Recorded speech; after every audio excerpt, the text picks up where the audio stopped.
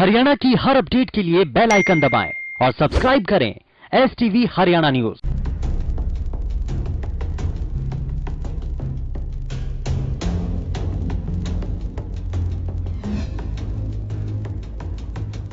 नमस्कार, आप देख रहे हैं हमारी खास पेशकश और मैं हूं आपके साथ शुभेंदु सिंह। देश भर में कोरोना वायरस बड़ी तेजी के साथ पैर पसारता जा रहा है और लॉकडाउन के 7वें दिन कोरोना मरीजों का आंकड़ा 18,000 के पार पहुंच चुका है। इसी बीच कई राज्यों में नरमी के साथ लॉकडाउन की थोड़ी छूट दी गई है, लेकिन कई जगहों पर आंकड़ों को देखते हुए पूरी पाबंदी है। लेकिन जमातियों के कोरोना कनेक्शन सामने आने के बाद उधर यूपी पुलिस सख्त नजर आई। इलाहाबाद विश्वविद्यालय के प्रोफेसर और 16 विदेशी जमातियों समेत कुल 30 लोगों को गिरफ्तार किया गया है। एक के बाद एक मामले सामने आ रहे हैं, जिसमें कई सवाल अब उठ रहे हैं। उधर हरियाणा में भी प्रदेश सरकार पूरी तरह से सख्ती बरत रही है। कोरोना को रोकने के लिए तमाम इंतजाम किए जा रहे हैं, लेकिन बड़ा सवाल ये कि कोरोना पर आखिर कितनी रोक लगी है, ये एक बड़ा सवाल है। और लगातार जो कोशिश प्रदेश और देश की सरकार के द्वारा की जा रही है, वो कितनी कारगर साबित हो रही है और कोरोना के खिलाफ जो लापरवाही फिलहाल देखने को मिल रही है, वो आने वाले समय में कितनी और भी ज्यादा भारी पड़ेगी, ये फिलहाल देखना होगा। लेकिन चलिए जरा आगे बढ़ते हैं और अपने इस कार्यक्रम को आगे बढ़ाते हैं।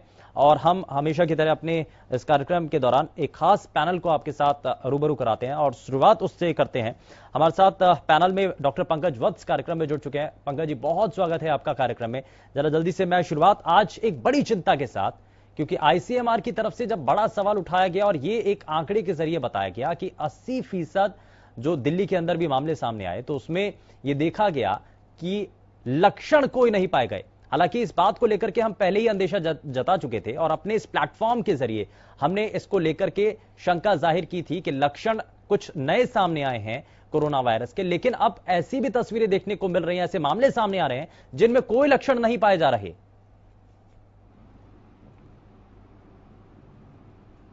बिल्कुल ठीक बात है।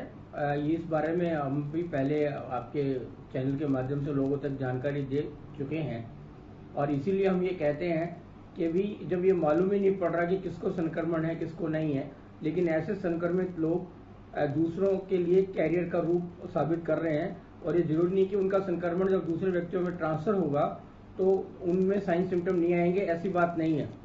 ये व्यक्ति टू व्यक्ति, मतलब प्रत्येक आदमी से लेके उसके ऊपर डिपेंड करता है, उसकी इम्यूनिटी पर डिपेंड करता है, उसकी पहले से कोई बीमारी तो नहीं, उसके उस पर डिपेंड करता है कि वह किस रूप में उसके शरीर में आएंगे। तो ये जो माइल्ड इन्फेक्शन जिसको हम कह रहे हैं, जिसमें साइन सिम्टम्स नहीं आते हैं, ऐसे लोग ज्यादा दिक्कत करेंगे समाज के लिए, तो इनको चिन्हित करना भी बड़ा मुश्किल हो जाएगा। तो इसलिए इसके जो कॉन्टेक्ट के आने वाले जितने भी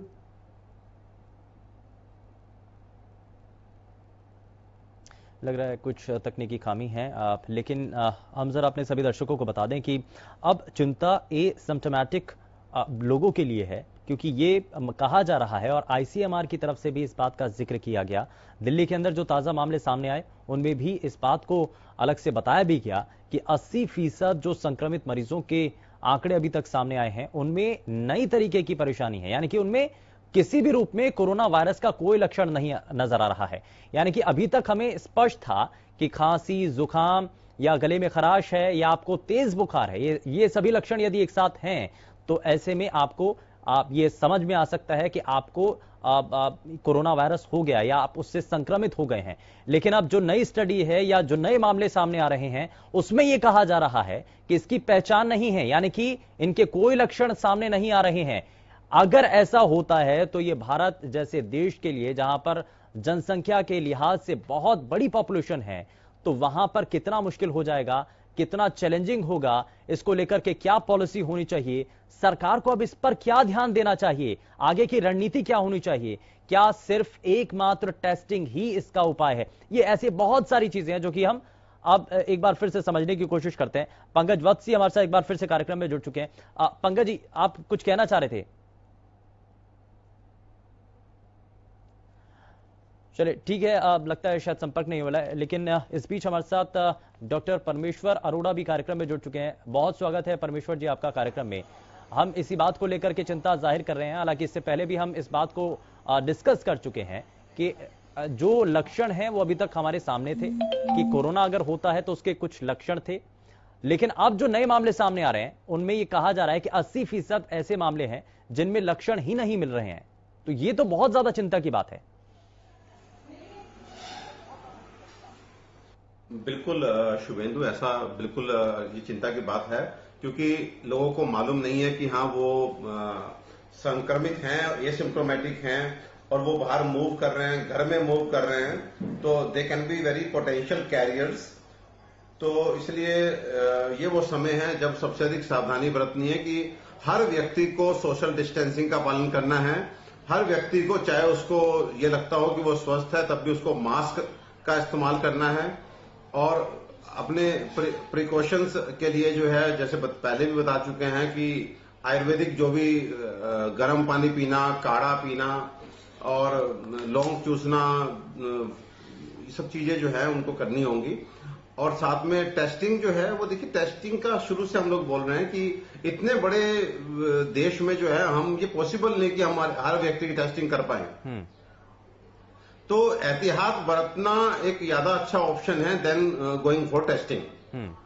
बिल्कुल एहतियात बरतना चाहिए। लेकिन पंकज जी, ये जरा समझाइए और बताइए कि जो ये मामले हैं और ये जिनमें लक्षण सामने नहीं आ रहे हैं, ये ऐसा कैसे हो पा रहा है? लक्षण नहीं आ रहे हैं, क्या कोरोना वायरस के भी अलग अलग रूप हैं कि कुछ में लक्षण नजर आते हैं, कुछ में लक्षण नजर नहीं आएंगे?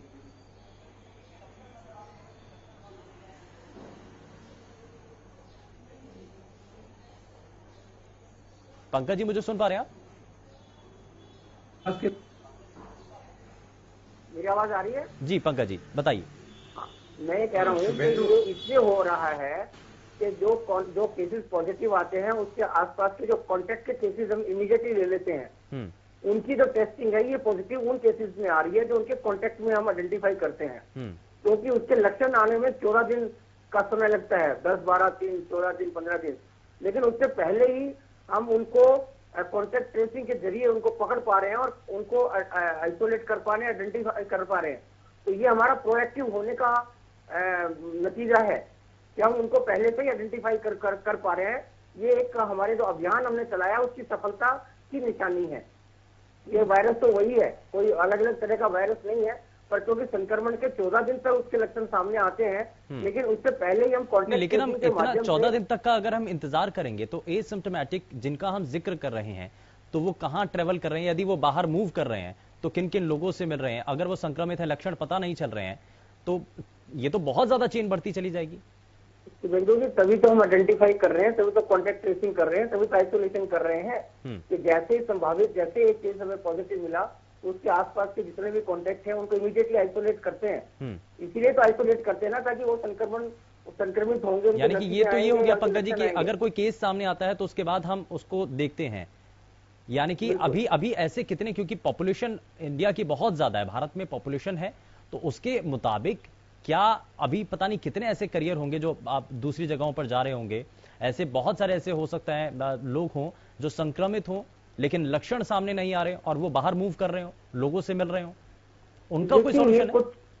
ये देखिए, ये कुछ प्रांतों की स्थिति जहां पे ज्यादा केसेस आ रहे हैं वहां पर ऐसी स्थिति तो हो सकती है, लेकिन अपनी हरियाणा में जो है, अगर मैं हरियाणा के नतीजों को देखूं तो कल केवल एक केस पॉजिटिव मिला है। कई हजार टेस्ट हमारे यहाँ पर हुए हैं, लगभग 15,000 के करीब टेस्ट हुए हैं, उसमें से केवल 251 पॉजिटिव मिले हैं। और अब जो आंकड़ा है, जो एक्टिव केसेस हैं वो सिर्फ 107 हैं और जो रिकवर होकर अपने घर चले गए हैं वो आंकड़ा बदल गया, 141 है और डेथ कोई भी नहीं हुई है। तो इसलिए ज्यादा चिंता हरियाणा में हम इस विषय में नहीं कर रहे हैं। लॉकडाउन खुलने की स्थिति में सिर्फ हमारी चिंता का विषय ये है कि हमारे साथ लगता हुआ दिल्ली जो है उसमें काफी संक्रमण पहुंचा। दिल्ली राष्ट्रीय स्तर पे नंबर 2 में दिल्ली आता है और दिल्ली से जुड़े हुए हमारे जो है सोनीपत, झज्जर, आपका गुड़गांव, फरीदाबाद, पलवल, ये जो एरिया है, इसमें अगर एक्टिविटीज को हमें रिस्ट्रिक्ट करके ही रखना होगा, क्योंकि ये अगर इस तरह के संक्रमण है जिनका जो सामने नहीं आ पा रहे हैं, जिनके लक्षण सामने नहीं आ रहे हैं, अगर ऐसे लोग ये आसपास के, दिल्ली से अगर आसपास के एरिया में आएंगे तो यहाँ संक्रमण बढ़ने की चिंता हमें सता रही है।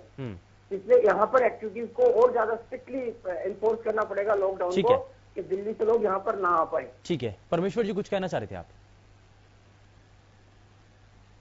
मुझे फिर ये लगता है कि जो टेस्टिंग है, डॉक्टर वत्स ने बहुत अच्छे से बोला कि कॉन्टैक्ट ट्रेसिंग हो रही है, इसलिए लोग जो है सिम्टोमेटिक भी पकड़ में आ जा रहे हैं। तो थोड़ी पॉजिटिव बात तो है, लेकिन मुझे लगता है कि पॉजिटिव से ज्यादा ये नेगेटिव बात है, क्योंकि हम जो है वास्तव में इस समय ये समझ लीजिए कि जैसे साइलेंट एक किलर होते हैं, वो हमारे बीच में घूम रहे हैं, हमारी सोसाइटी में घूम रहे हैं। तो मुझे ऐसा लगता है कि इस समय इस बात को अगर इस तरीके से लोगों तक पहुंचाया जाए कि आप कोरोना के पेशेंट हो सकते हैं बिना जाने, तो इसलिए जो लोग जैसे घर में हैं या बाहर घूम रहे हैं, उनको बहुत बहुत बहुत एहतियात बरतने का समय है।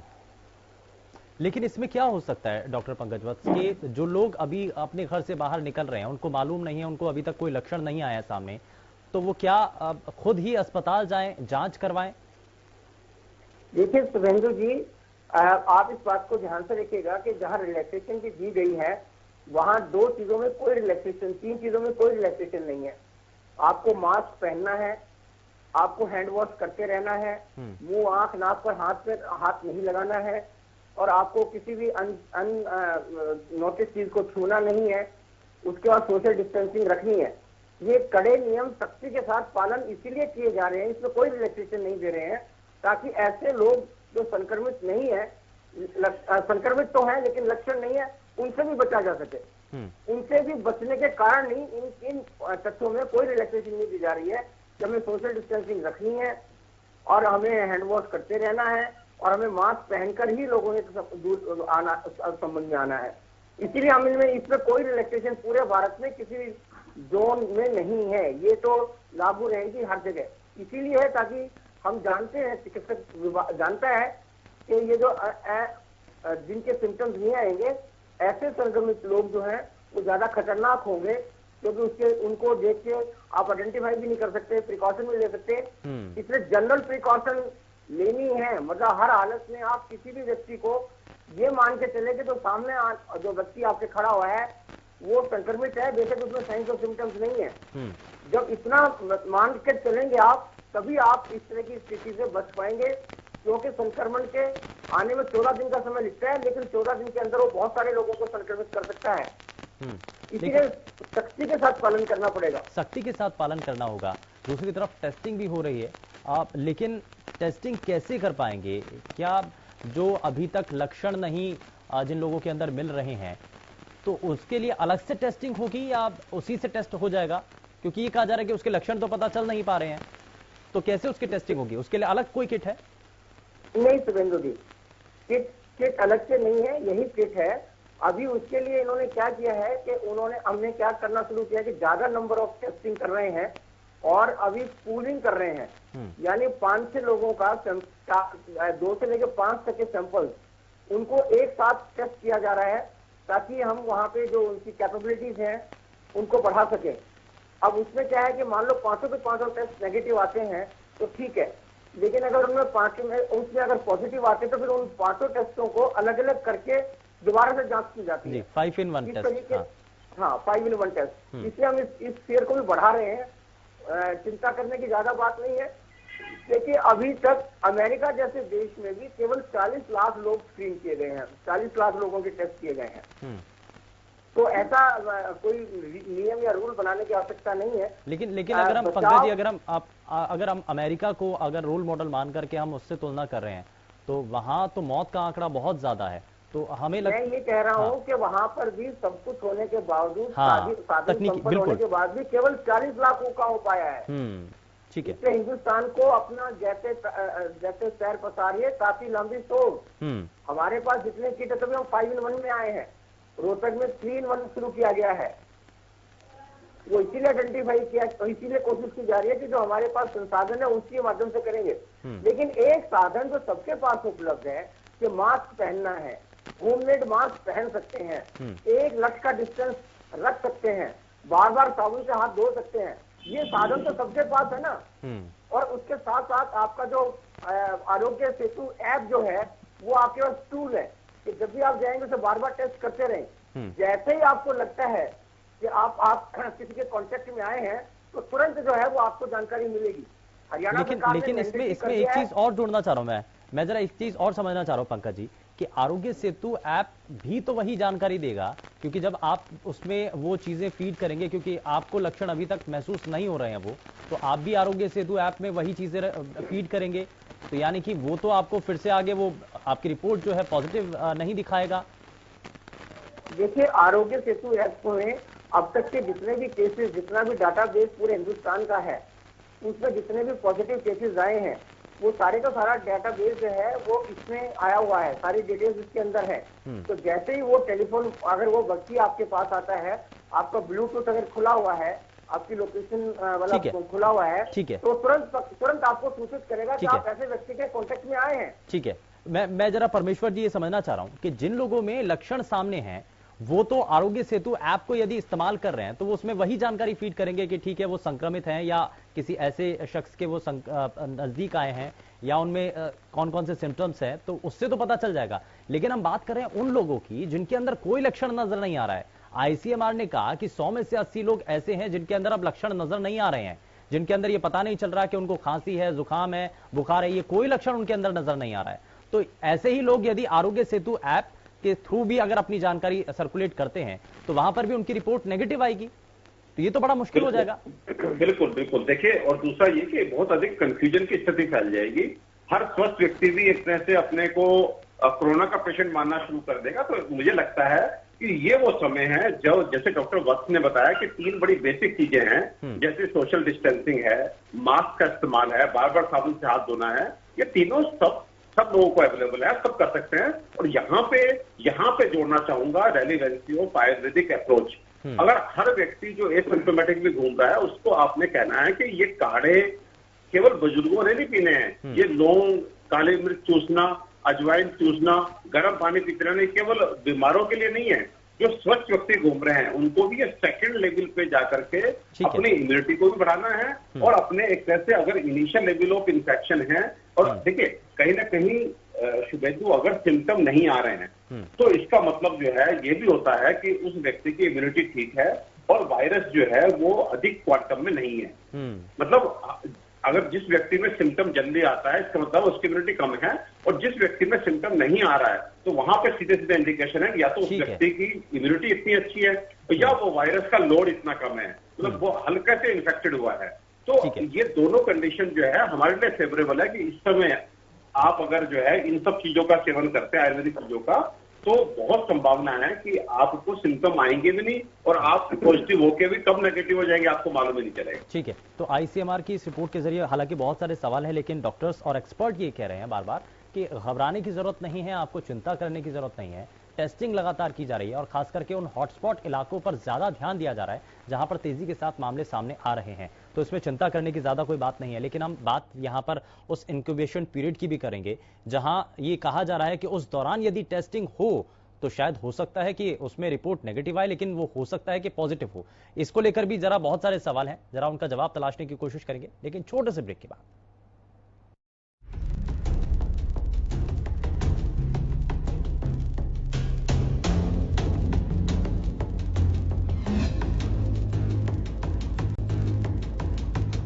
ब्रेक के बाद आप सभी का स्वागत है। जरा जल्दी से आगे बढ़ते हैं, और 2 खास मेहमान लगातार हमारे साथ कार्यक्रम में बने हुए हैं, जरा उनका रुख कर लेते हैं। मैं डॉक्टर पंकज वत्स इस बात को भी समझ रहा हूं कि हम जब ये कह रहे थे कि उस इंक्यूबेशन पीरियड के अंदर कई बार ऐसा होता है कि टेस्टिंग किसी ने रैंडमली की, तो उस इंक्यूबेशन पीरियड की शुरुआत है 7 से 14 दिन के बीच में लक्षण सामने आते हैं। तो यदि तीसरे से चौथे या 5वें 6ठे दिन भी अगर हमने टेस्ट किया, तो ऐसा हो सकता है कि उस वक्त वो रिपोर्ट जो है नेगेटिव दिखाए, लेकिन वो शख्स जो है वो हो सकता है कि संक्रमित हो।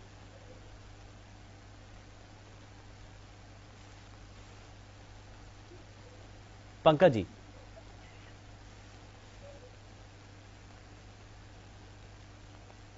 पंकज जी मुझे सुन पा रहे हैं आप? ठीक है परमेश्वर जी, ये मेरा सवाल जरा पंकज जी से संपर्क नहीं हो पा रहा है, लेकिन जरा ये सवाल मैं आपसे भी जानना चाह रहा हूं कि अगर ऐसा हो रहा है इंक्यूबेशन पीरियड की अगर स्टार्टिंग में ही हमने टेस्टिंग की है, तो वहां पर ऐसा हो सकता है कि पॉजिटिव शख्स है लेकिन शुरुआत में है, तो इसलिए उसके लक्षण सामने नहीं आ रहे और टेस्टिंग में उसकी रिपोर्ट भी नेगेटिव आ जाए।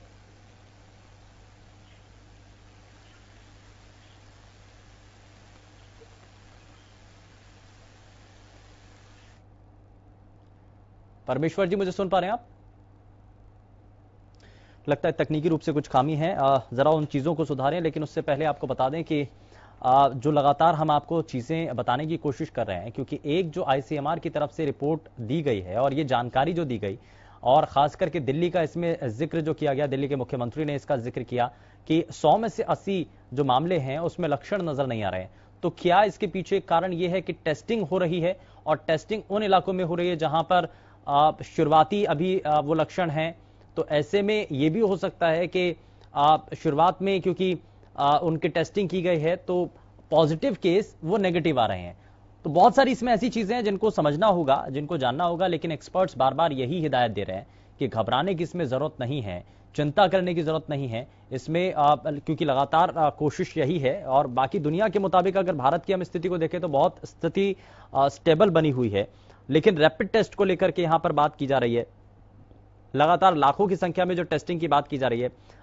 लगभग 40-45 लाख जो अभी तक अमेरिका के अंदर टेस्टिंग हो चुकी है। तो उसके मुताबिक अगर हम भारत की तुलना करें तो भारत में भी उतना ग्राफ ठीक है, मतलब उतना तेजी के साथ आगे बढ़ रहे हैं। लेकिन प्लाज्मा टेस्ट कितना सफल है, प्लाज्मा टेस्ट के जरिए क्या वाकई में जो अभी तक जो शख्स ठीक हो गए हैं, यदि हम उनका प्लाज्मा ट्रांसप्लांट दूसरे शख्स के अंदर करते हैं तो क्या उससे कुछ हद तक फायदा मिलता है। हालांकि शोध लगातार इस पर की जा रही हैं, लेकिन क्या यह भी शोध में पता चल रहा है कि इसके कितने रूप हैं, क्योंकि ये कहा जा रहा है कि कोरोना वायरस घातक रूप से उसका जो है प्रसार हो रहा है। लेकिन ऐसे में अगर हम हरियाणा की भी बात करें तो अभी तक 237 मामलों की पुष्टि हो चुकी है, जिनमें से 141 मरीज अब तक ठीक हो चुके हैं। तो ये एक राहत भरी खबर भी है, लेकिन कुछ ऐसी चीजें भी हैं जो कि चिंता खड़ी कर रही हैं।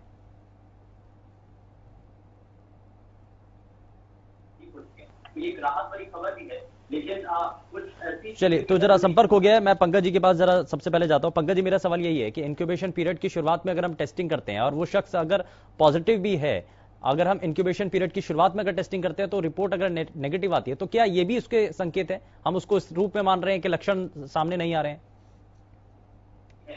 अगर आप इंक्यूबेशन पीरियड की शुरुआत में, क्या ये भी उसके।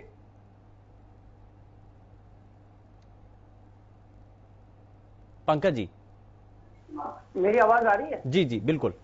हाँ, एक बार पुनः अपना सवाल बताएं एक बार। पंकज जी, मैं ये कह रहा हूं कि इंक्यूबेशन पीरियड की शुरुआत में ही, क्योंकि तब तक लक्षण 7 से 14 दिन के बीच में आते हैं, तो अगर हम शुरुआत में अगर हमने दूसरे या तीसरे दिन अगर हमने टेस्टिंग की है, वो शख्स हो सकता है कि पॉजिटिव हो, लेकिन अगर उस दौरान अगर हमने टेस्टिंग किया, रिपोर्ट उसकी नेगेटिव आती है, तो क्या हम ये मान के चल रहे हैं उसको भी कि लक्षण नजर नहीं आ रहे हैं? नहीं, देखिए नेगेटिव नहीं मान के चल रहे हैं हम। अगर आप देखेंगे जो कॉन्टेक्ट ट्रेसिंग के केसेस हैं, उनके हम एक बार टेस्ट करने के बाद अगर नेगेटिव रिपोर्ट आती है तो उसके बावजूद फिर दोबारा 2-4-5 दिन में एक बार दोबारा टेस्ट करते हैं। तो क्योंकि ये संभावित है कि हो सकता है 2-4-5-10 दिन में उसके बाद दोबारा वो टेस्ट पॉजिटिव आ जाए, इसीलिए उसका रिपीट टेस्ट करते हैं, इसीलिए उसको आइसोलेशन में रखते हैं। आइसोलेशन में रखने का मतलब ये है कि हम ये मान के चल रहे हैं कि संक्रमण इसको है जो ट्रेस नहीं हो रहा है, इसीलिए उसको उस इंक्यूबेशन पीरियड में पूरा समय हम अपने साथ रखते हैं, आइसोलेशन अंडर ऑब्जर्वेशन रखते हैं। तो टेस्टिंग जो व्यक्ति, आप ये बात मान के चलिएगा कि कोरोना पॉजिटिव केसेस के कांटेक्ट में आने वाले हर व्यक्ति, इर्रेस्पेक्टिव ऑफ उसकी कास्ट, क्रीड, जाति, धर्म, इम्यूनिटी, हम ये मान के चल रहे हैं उसको संक्रमण हो सकता है। संभावित संक्रमण का केस हम मानकर ही उसको आइसोलेशन वार्ड में रखते हैं या होम क्वारंटाइन करते हैं या दूसरी जगह क्वारंटाइन करते हैं। हम ये मान के चल रहे हैं कि जो भी व्यक्ति उसके कांटेक्ट में आएगा, ये वायरस उसको इफेक्ट करेगा ही करेगा। उसके लक्षण आएंगे नहीं आएंगे वो एक दूसरी बात है, ठीक है, लेकिन उसको प्रभावित तो करेगा ही करेगा। हम ये मान के ही ये काम कर रहे हैं। तो यानी कि कोशिश ये है कि जो हॉटस्पॉट जोन है या रेड जोन जो है, उनमें पूरे इलाकों को आप जो है टेस्टिंग वहां पर करेंगे, ये अभी तक ये रणनीति है? हाँ बिल्कुल बिल्कुल, ये रणनीति है। और दूसरा देखिए, सरकार को कहीं कहीं जहां जहां है इसके एरिया को बढ़ा देना चाहिए। अभी जैसे मान लो गवर्नमेंट ने, हरियाणा गवर्नमेंट ने ये कहा कि अभी 33% के करीब जो है स्टाफ आएगा, क्लास 1 आएंगे, क्लास 2 आएंगे। तो ये ध्यान रखें कि जो उनके एम्प्लॉइज रेड जोन में रह रहे हैं उनको एंट्री फ्री हो जाएगी दूसरे जोन में जाने के लिए। इसके साथ साथ वो ये भी ख्याल रखें कि रेड जोन में एरिया में रहने वाले उनके कर्मचारी हैं, उनकी जांच के बाद ही उनको वहां से आने दिया जाए। ठीक है। अब इसी तरीके से दिल्ली में आप देख रहे थे कि जो सेंट्रल गवर्नमेंट के कार्यालय खुले हैं, उन कार्यालय में कल जाम भी लगा, भीड़ भी लगी, और ऐसे अनेक एरिया में रहने वाले लोग जो रेड जोन के एरिया में रहते हैं, उन्होंने इसका फायदा उठाया इस चीज का, और वो लोग भी दूसरे जोन में पहुंचे हैं। तो ये हमें खुद को ध्यान रखना होगा, कर्मचारियों को, अधिकारियों को, कि अगर वो रेड जोन में रहते हैं तो अपने विभाग को सूचित करें, और अपना टेस्ट कराने के बाद उसकी रिपोर्ट आने के बाद, की रिपोर्ट नेगेटिव आने के बाद ही वो अपने एरिया को छोड़ें और फिर वापस उस एरिया में ना आए। ठीक है, यानी कि रिलैक्सेशन दे रहे हैं तो उस समय सरकार भी ध्यान रखे और हमें खुद को भी ध्यान रखना है। ठीक है परमेश्वर जी, हम ये भी समझ रहे थे, कल भी हमने इस बात का जिक्र किया था कि लोगों को खुद ही संयम रखना होगा। हालांकि छूट देना देश की आर्थिकी को कुछ हद तक पहिए पर, पटरी पर लाने के लिए कोशिश है, लेकिन क्या इस रास्ते में बहुत सारी मुश्किलें हैं, चुनौतियां हैं? देखिए बिल्कुल, एक शब्द होता है मजबूती, एक होता है मजबूरी। तो ये जो छूट दी जा रही है ये हमारी मजबूती नहीं है, ये हमारी मजबूरी है। और दूसरा, ये वायरस कितना कंटेजियस है, अगर किसी ने ये जानना है तो आज का हिंदुस्तान टाइम्स न्यूज़पेपर उठा करके पढ़े, उसमें पूरा विस्तार से न्यूज है कि किस तरह से वहां लॉकडाउन खुलने के बाद में 3 परिवार एक रेस्टोरेंट में जाते हैं, और वो जैसे राउंड टेबल होती है, उस रेस्टोरेंट के एक हॉल में 3 परिवार बैठ करके अपना डिनर करते हैं, खाना खाते हैं, और उसके बाद उनमें से एक व्यक्ति को इन्फेक्शन होता है। जब कॉन्टैक्ट ट्रेसिंग की जाती है तो पता लगता है कि जितने लोग थे, 20-22 लोग थे, 3 परिवारों के, पूरा परिवार आया था, वो सब जो है वहां पे एक हॉल के अंदर वो सब फिर से संक्रमित हो जाते हैं। तो वहां पर उसमें एयर कंडीशन को उसके लिए जो है रेस्पॉन्सिबल बोला गया था कि एयर जो है उस पूरे रूम में जो हॉल था जहाँ पे बैठ के उन्होंने खाना खाया, वहां पे सब बंद था, एयर कंडीशन चल रहा था। पूरा पेपर में बाकायदा डायरेक्शन दिया गया है कि किस तरह से एयर फ्लो हो रही थी, कहाँ एग्जॉस्ट था, और वो सारे लोग किस तरह से संक्रमित होते चले गए। तो ये हमें बहुत ध्यान रखना पड़ेगा कि ये जो मजबूरी है, मजबूरी का मतलब मजबूरी, इसको आप मतलब ये ना समझे कि आप अन्यथा इसका फायदा उठाना शुरू करते हैं, आवश्यक नहीं है तब भी आप जा रहे हैं। ये अपनी और अपने परिवार की जान जोखिम में डालने वाली बात होगी। सरकार के लिए संभव नहीं है कि वो माइक्रो लेवल पे जाके जो है आपको रोके। वहां पे हर सिटीजन को अपने दायित्व का, अपने कर्तव्य का निर्वाह करना होगा, अपनी रिस्पॉन्सिबिलिटी खुद लेनी होगी। ठीक है, इसमें एक चीज मैं यहाँ निकलकर जो सामने आ रही है परमेश्वर जी, आपने कहा कि वहाँ एसी के जरिए भी सर्कुलेट हुआ या एग्जॉस्ट हो सकता है उसके जरिए भी हुआ। तो अभी तक हम जो चर्चा करते थे वो ड्रॉपलेट के जरिए चर्चा करते थे। तो सवाल अब ये भी बन जाता है कि क्या ये हवा के जरिए भी एक इधर से उधर होता है या एक जगह से दूसरी जगह तक पहुंच सकता है? हम लोग बार बार मेंशन कर रहे हैं कि आपको तीनों चीजें ध्यान रखनी है। आप बोलते हैं, आप हंसते हैं, आप खांसते हैं और आप छींकते हैं, इन सबसे एयर में ड्रॉपलेट जाती है। ये ड्रॉपलेट जो होते हैं बहुत माइक्रो लेवल की होती हैं, हम उनको नेकेड आई से नहीं देख सकते। और एसी जो केबिन होता है उसमें सबसे बड़ी दिक्कत ये होती है कि वो एयर जो है इसी केबिन में रोटेट करती रहती है, उसको निकलती नहीं है। तो फिर वहां पे काफी कुछ संभावना है कि दूसरे व्यक्ति जो दूर बैठा है वहां तक वो चीज पहुंच सकती है। तो एयर कंडीशन हॉल, जैसे अब हम प्रैक्टिस कर रहे हैं, हम अपने चैम्बर में हैं, आज हमने क्या किया कि अपने चैम्बर के दरवाजे को दोनों साइड से खोल के हम बैठ के काम कर रहे हैं, सो दैट एयर जो है वो बाहर सर्कुलेट होती रहे, अंदर बाहर आना जाना लगा रहे। ऐसा ना हो कि वही एयर इन्फेक्टेड एयर जो है वो घूमती रहे। तो डेफिनेटली आज भी शुभेंदु ये कह पाना बहुत मुश्किल है कि ये खाली ड्रॉपलेट इन्फेक्शन है या एयर के थ्रू भी ट्रैवल करता है, क्योंकि हमारे यहाँ क्या है कि बहुत डेंसली पॉपुलेटेड हम एरियाज हैं और लोग जो है वो आदत है उनको मसाला खा करके, पान खा करके, इवन वैसे ही थूकते रहने की। जो ऑटो चल रहे हैं, जो टैक्सियां चल रही है, वो सब थूकते हैं। और ये जो थूक है जमीन पे पड़ी और जमीन पे ये ऊपर की लेयर पे होती है, जो धूल बनती है इन्हीं कणों से बनती है, वो हम देख नहीं सकते। तो इसलिए बहुत कुछ संभावना है कि अगर हम ये कहें कि मेजोरिटी में ये ड्रॉपलेट काइंड ऑफ इन्फेक्शन है, तो up to a lesser content ये एयर के थ्रू भी ट्रेवल कर सकता है। बहुत लंबे डिस्टेंसेज नहीं तो छोटे छोटे डिस्टेंस तो कर ही सकता है, 2-4 मीटर तक तो जा ही सकता है। तो इसलिए आपको मास्क जो है वो तो मैंडेटरी है, इसमें कोई दो राय नहीं। ठीक है पंकज वत्स जी, इस पर कोई स्टडी भी है क्या जिसके आधार पर हम ये मान सकें कि क्योंकि ड्रॉपलेट इन्फेक्शन के थ्रू तो होता है, लेकिन क्या हवा के जरिए भी होता है, फैलता है, इस पर स्टडी भी है क्या कोई? देखिए शुभेंदु जी, इसके बारे में एरोसोल्स करके कुछ पढ़ाई की गई है, देखा गया है कि एरोसोल्स मीन्स वो जो चीज एयर में चली जाती है वो कुछ समय तक एयर में ही घूमती रहती है, लेकिन वो उसका जो दूरी है वो करीबन 2-3 फुट तक ही और कुछ समय तक ही उसमें वातावरण में रहती है। उस दौरान अगर वो वातावरण में दूसरे बंदा उसके कांटेक्ट में आता है, उस जगह के कांटेक्ट में आता है, उस एयर के कांटेक्ट में आता है, तब ये संभावनाएं हैं।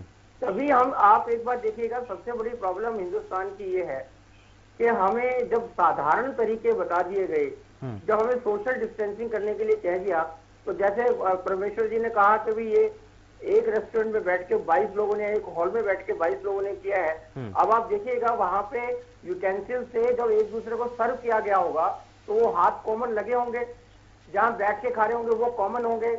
आप उसी एक ही वातावरण में घूम रहे हैं, यानी एक ही जगह पे आप इधर से उधर रोटेट कर रहे हैं। तो यानी मैंने एरोसोल के माध्यम से, कुछ मैंने ड्रॉपलेट्स के माध्यम से, कुछ मैंने हाथ के संक्रमण के माध्यम से, और कुछ उसी एयर में अगर हम एक दूसरे के आसपास घूम रहे हैं सोशल डिस्टेंसिंग ना रखते हुए, तो इसकी भी संभावना है कि एरोसोल के माध्यम से भी इसमें से कुछ लोगों को संक्रमण हुआ होगा।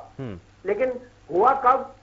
तभी हो पाया जब उन लोगों ने, जो हमने बेसिक प्रिंसिपल बनाया था कि आपको एक लक्ष्य की दूरी 2 मीटर की दूरी रखनी ही रखनी है, सोशल डिस्टेंसिंग करनी ही करनी है, मास्क लगाना ही लगाना है। जब उन्होंने इसका वायलेशन किया, बिल्कुल, जब उन्होंने इसका वायलेशन किया है उसके बाद ही तो ये सारा संक्रमण हुआ है। ये सारी चीजें दर्शाती हैं कि आम व्यक्ति को इन सारी डिटेल्स में पढ़ने की आवश्यकता नहीं है। वो एक गांठ बांध ले कि हमने ये नियम फॉलो करने हैं, करवाने हैं। करने नहीं है, करवाने भी हैं। अगर दूसरा व्यक्ति गलती कर रहा है, बगैर मास्क के आ रहा है, तो हाथ जोड़ के उसको अनुरोध करें कि भैया मास्क पहन ले। ठीक है। अगर नजदीक आने की कोशिश करे तो आप दूर हट जाएं, उसको दूर करने के लिए कह दें। अगर आप मार्केट में जा रहे हैं, कुछ लेना देना है, तो वहां पे आप इंतजार ना करें कि पुलिस वाला आके आपकी लाइन बनवाएगा या कोई और करेगा। स्वयं आप अपना डिस्टेंस मेंटेन करिएगा और खुद भी करवाइएगा। मतलब हर एक आदमी को इसमें वॉलंटियर बनना पड़ेगा, तभी हम इस तरह के हादसों से बच पाएंगे। ठीक है। ज्यादा साहस दिखाएंगे तो अब आप समझ सकते हैं ये 22 लोग हुए हैं और इनकी कॉन्टेक्ट ट्रेसिंग करते करते यही आंकड़ा सैकड़ों में चला जाएगा। बिल्कुल, और इसीलिए घबराने की जरूरत नहीं है। बार बार इसलिए हम भी कह रहे हैं कि घबराने की इन सभी चीजों से जरूरत नहीं है। बस आपको जो बताई गई हैं चीजें, आपको बस उनका पालन करना है, आपको उनको फॉलो करना है और आप इस घातक वायरस से बच सकते हैं। ठीक है, एक छोटे से ब्रेक के लिए हमें यहाँ रुकना होगा।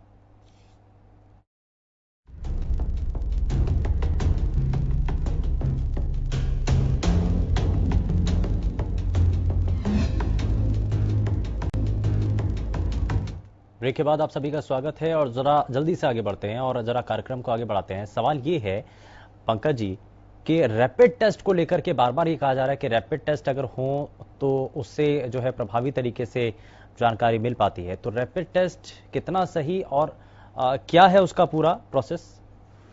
देखिए, रैपिड टेस्ट जो है, जैसे हम लोग, आप ये समझिएगा कि प्रेगनेंसी का टेस्ट करते हैं, ऐसे ही रैपिड टेस्ट की प्रक्रिया रहती है जो लोकल लेवल पे जिन हॉस्पिटल में टेस्टिंग की जा सकती है, जहाँ पे उसके सैंपल्स लिए जाते हैं, वहीं पर इसकी टेस्टिंग साधारण तरीके से की जा सकती है और इसमें आधा घंटे से 45 मिनट्स में रिजल्ट भी आ जाते हैं। लेकिन हम इसको कंफर्मेटरी टेस्ट नहीं मानते हैं, स्क्रीनिंग के लिए इस टेस्ट को ज्यादा बेहतर मानते हैं। अगर इसमें कोई केस पॉजिटिव आता है तो उसको भी कंफर्म करते हैं। ये मास स्क्रीनिंग के लिए इस टेस्ट का हम इस्तेमाल करते हैं। अगर पॉजिटिव आता है तो फिर उसको कंफर्म करते हैं, क्योंकि इसमें कुछ और वायरसेस के कारण भी अगर इन्फेक्शन होता है तो उसमें कुछ और उसमें भी पॉजिटिव आने के अंदेशा रहता है।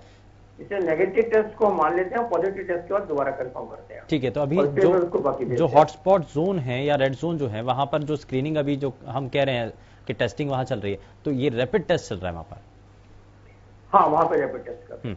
एक इसमें रैपिड टेस्ट कर रहे हैं और जहाँ पे संक्रमण के जहाँ क्लोज कॉन्टेक्ट वाले केसेस हैं उन पे हम फिर दूसरा टेस्ट भी करते हैं। यानी कि वहां पर यदि जी, अगर मैं आपको हरियाणा के आंकड़े बताऊं तो देखिए, लगभग 10 जिले जो हैं वो हमारे बिल्कुल कोरोना मुक्त हो चुके हैं।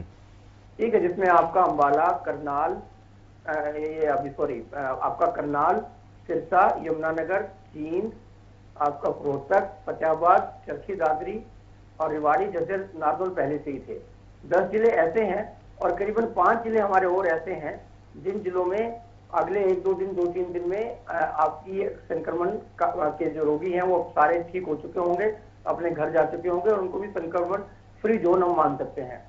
हमारा जो बड़ा चैलेंज है, वो चैलेंज जो अभी भी हमारा जो चैलेंज है वो आपका है जहां हम दूसरे जिले के साथ जुड़े हुए, दिल्ली के साथ जुड़े हुए हैं। दिल्ली के साथ जुड़े हुए जो हमारे गुड़गांव, फरीदाबाद, उसके कारण नूह और पलवल, ये 4 जिले, उसके बाद आपका पानीपत और सोनीपत, ये जो एरिया है, यहाँ पर संक्रमण जो है, यहाँ पर हमें विशेष ध्यान रखने की जरूरत है। झज्जर को भी इसमें इंक्लूड करना पड़ेगा। ये जो एरिया है ये बहुत सेंसिटिव है। बाकी लगभग जो हमारा जोन है फ्री हो चुका है और अभी जो है हमने लगभग 14,000 के करीब आसपास जो है वो हरियाणा में टेस्ट हुए हैं। 14,000 में से 2,000 के आसपास की रिपोर्ट आनी अभी बाकी है। यानी जो हमारे 12,000 के जो है उसमें से केवल 251 केसेस हमें पॉजिटिव मिले। तो ये जो रेशियो है ये बहुत बड़ी बात है। हरियाणा में जो डबल होने का जो रेट है वो भी अब 15-16 दिन होना शुरू हो गया। 15-16 दिन के बाद डबल हो रहे हैं। तो ये बहुत पॉजिटिव सूचकांक हरियाणा के लिए है। अगर हरियाणा में इसी स्थिति को बरकरार रखना है तो जैसे संयम लोग दिखा रहे हैं वैसा ही संयम रखें। पुलिस जिस तरीके से इन्फोर्स कर रही है उसी तरीके से करें। थोड़ा सा ज्यादा जहां एक्टिविज्म शुरू कर रहे हैं वहां पर इसको टेस्ट करने की आवश्यकता है। जहां पर भी एक्टिविटीज हम शुरू कर रहे हैं, जैसे मान लो सपोज ये लेबर को हम दे रहे हैं, इंडस्ट्री शुरू करने के लिए दे रहे हैं, तो वहां पे हमें रैपिड टेस्टिंग करनी चाहिए ताकि वो संक्रमण एक से दूसरी जगह ना पहुंचे। बाहर से जो लोग आए, अभी ये भी कहा गया है कि कुछ लोग ऐसे हैं जिनको बाहर से वापस भी लाया जाएगा जहाँ पे एक इंडस्ट्रीज में काम कर रहे हैं, काम शुरू ऑलरेडी है। तो ऐसे लोगों के लिए अनिवार्य करें कि पहले उनका रैपिड टेस्ट हो, उसके हफ्ते के बाद वो बेशक चले जाए, हफ्ते में रिपोर्ट मिले और रिपोर्ट दिखाने के बाद ही उनको काम पे लिया जाए। ठीक है, हम जरा टेस्टिंग को लेकर भी वापस लौटूंगा मैं पंकज जी आपके पास। इस बीच हमारे साथ डॉक्टर अजय गुप्ता भी कार्यक्रम में जुड़ चुके हैं। बहुत स्वागत है अजय जी आपका कार्यक्रम में। मैं जरा सबसे पहले यही जानना चाह रहा हूं कि अब अगर हम पूरे देश के अलग अलग राज्यों से तुलना करें तो हम ये मानकर चल रहे थे हरियाणा की जो स्थिति थी कि इस कोरोना के खिलाफ जो जंग है वो हरियाणा प्रदेश बहुत जल्दी इसमें जंग जीत लेगा, लेकिन अभी जो देश के बाकी राज्य हैं उनके मुताबिक हरियाणा की स्थिति को हम कैसे देखें? पंकज जी ने बहुत तफ्तीश से बताया है, लेकिन इसमें अगर हम रैंकिंग के आधार पर अगर हम देखें तो गोवा की अगर स्थिति हो या बाकी राज्यों की स्थिति अगर हम हरियाणा के साथ तुलना करें तो हालांकि केसेस कम हुए हैं, लेकिन इस जंग को जीतने में अभी और कितना समय आपको लगता है? कितना समय और लगेगा? ऐसा हरियाणा की जो स्थिति थी आज से 15-20 दिन पहले जब लॉकडाउन शुरू हुआ था तो बहुत अच्छी थी।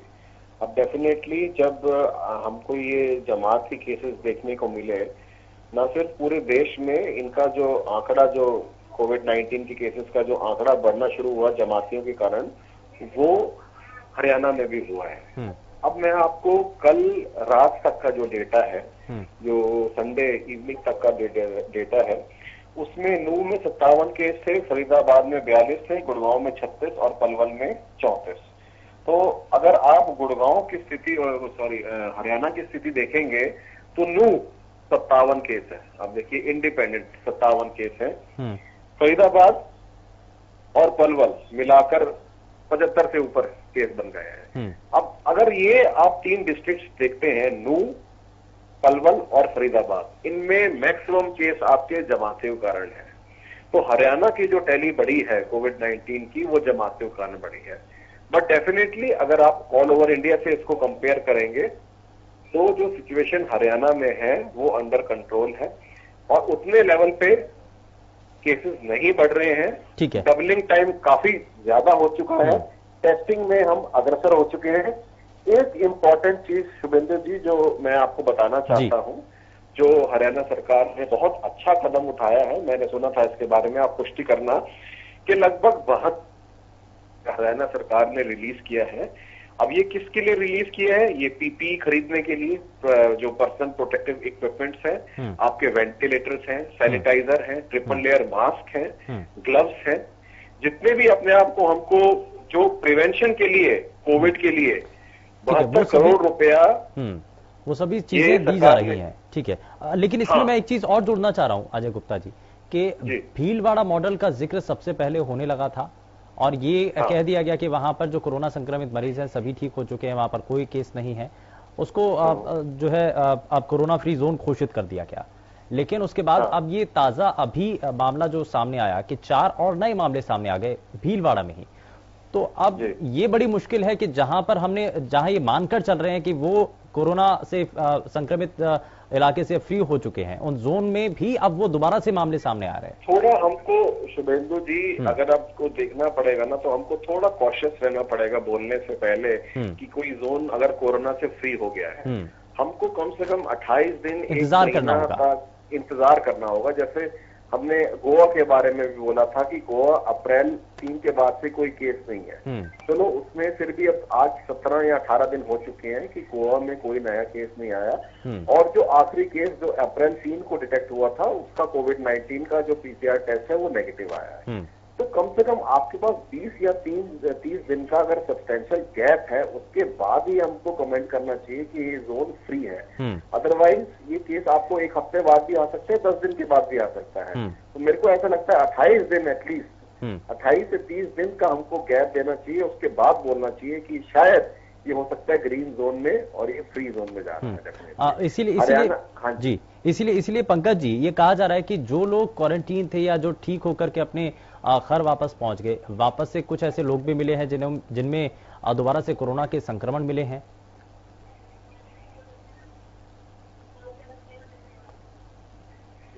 उसकी संभावना से नहीं नकार सकते जो संक्रमित थे, लेकिन रिपोर्ट गलती से या कि जो चांसेस रहते हैं टेस्टिंग का जो प्रोसेस रहता है उसके कारण से या सैंपल लेने के तरीके में कहीं कोताही हो गई हो, कहीं नहीं जान रहा हो और कोई कमी रह गई हो, तो उसके कारण ऐसा आ सकता है।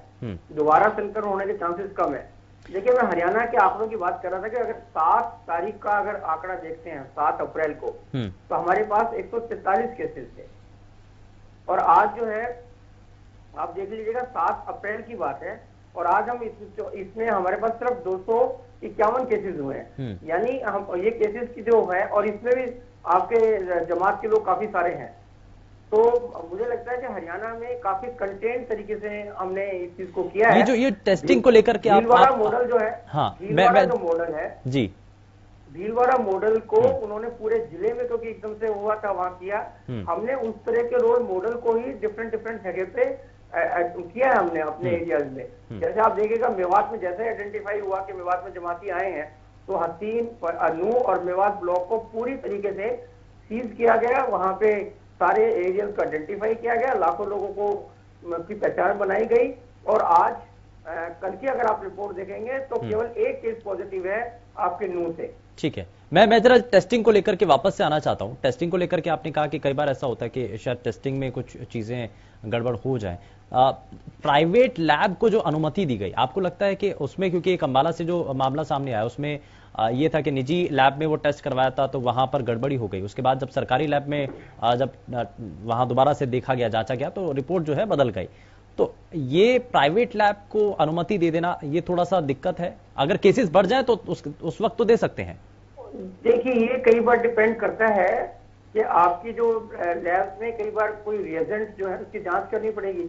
कई बार रिएजेंट में कुछ गड़बड़ हो जाती है जिसमें टेस्ट किया गया, उसके कारण कोई प्रॉब्लम आ सकती है, या जो करने वाला था उसको करने में उसके कोई जानकारी उसको ठीक से नहीं थी, उसको प्रॉपर तरीके से नहीं कर पाया।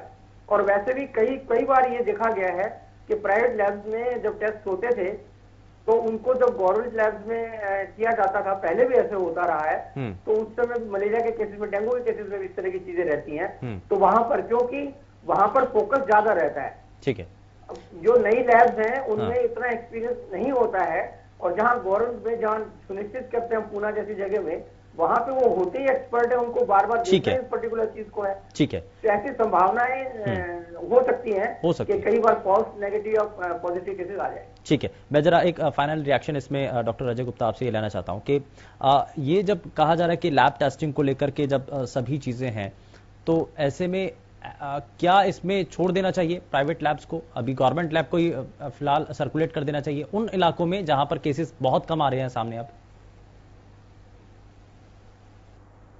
हेलो जी, अजय जी बताइए। हाँ शुभेंदु जी, मैं ये कहना चाहता हूँ, हम बहुत आसान है किसी भी लैब पे दोष मत देना कि इस लैब ने गलत रिपोर्ट निकाला है, इसको बैन कर दो या कुछ कर दो। देखिए, जब हम मास स्क्रीनिंग कर रहे हैं, मास स्क्रीनिंग का मतलब ये है कि आप 200, 300, 400, 500 लोगों का स्कैन कर रहे हैं, आप उनका सैंपल निकाल रहे हैं। सैंपल ट्रांसपोर्ट होता है वीटीएम के अंदर, वायरल ट्रांसपोर्ट मीडिया के अंदर।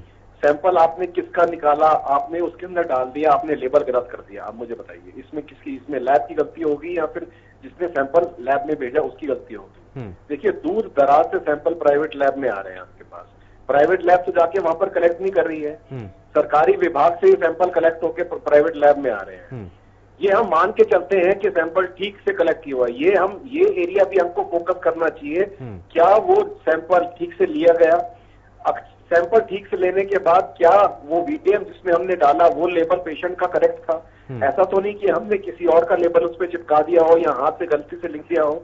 देखिए, इसको हम बोलते हैं प्री एनालिटिकल एरर। ठीक है, इसमें कुछ चीजें इसमें बहुत ज्यादा नजर बनानी होगी और ध्यान भी रखना होगा, और इसी को लेकर के सामंजस्य बैठाने के लिए भी निर्देश हालांकि डिपार्टमेंट की तरफ से भी दिया गया। खैर, बहुत शुक्रिया खास मेहमानों का कार्यक्रम में जुड़ने के लिए, अपना समय देने के लिए और बहुत सारी चीजों को साफ करने के लिए। और साथ ही यहाँ पर आज ये भी बताया गया एक्सपर्ट के द्वारा कि अब जो नई जो स्टडी है आईसीएमआर की तरफ से, जो कहा गया कि 100 में से 80 लोग बिना लक्षण के सामने आ रहे हैं, वो संक्रमित पाए जा रहे हैं, तो ऐसे में घबराने की जरूरत नहीं है, क्योंकि ऐसा भी हो सकता है कि इंक्यूबेशन पीरियड की शुरुआत में अगर टेस्टिंग की गई हो तो शायद इसलिए जो रिपोर्ट है वो सामने आ रही हो और उसमें लक्षण पता ना चल पा रहे हो। लेकिन इसमें घबराने की जरूरत बिल्कुल भी नहीं है। आपको अपने घरों में रहना है, मास्क पहनना है और एहतियात जो बताए गए हैं उनको बरतना होगा। फिलहाल के लिए बस उतना ही।